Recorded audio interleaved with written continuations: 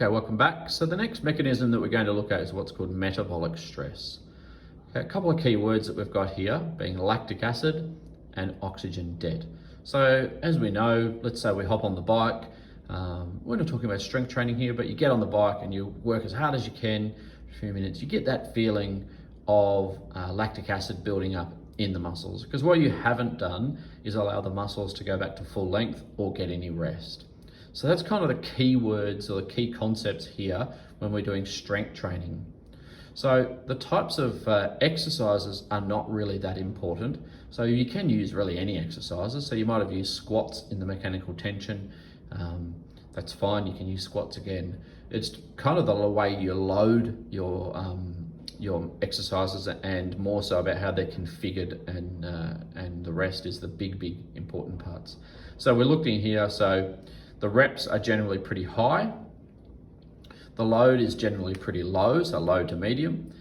And the rest is really critical, is that if we allow the muscles to get lots of rest, then they're not going to build up a lot of lactic acid or any other metabolic waste products.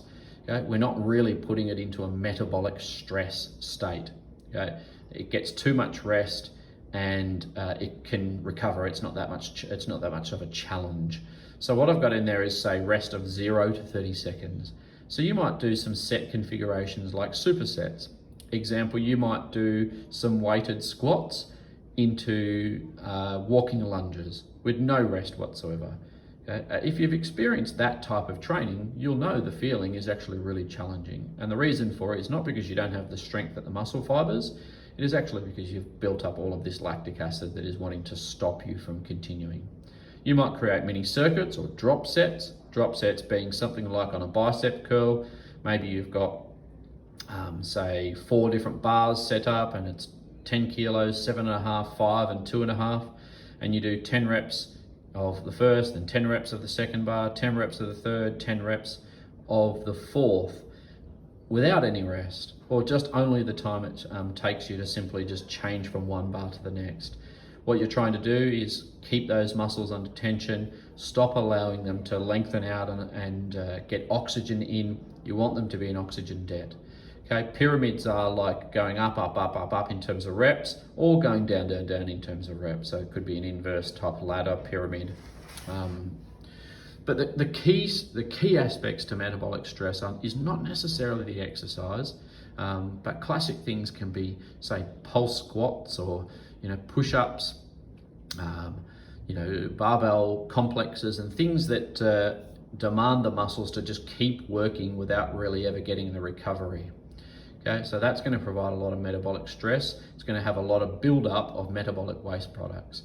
Where that links in up here is into sarcoplasmic hypertrophy.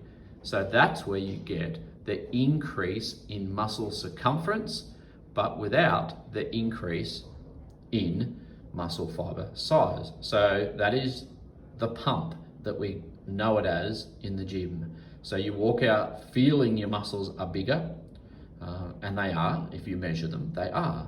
But when you come back to the gym, if you want to then now go and lift heavier, it's not necessarily going to, over time, if you train that way all the time, you're not necessarily going to get a huge amount of strength increase like you would, say, doing mechanical tension training.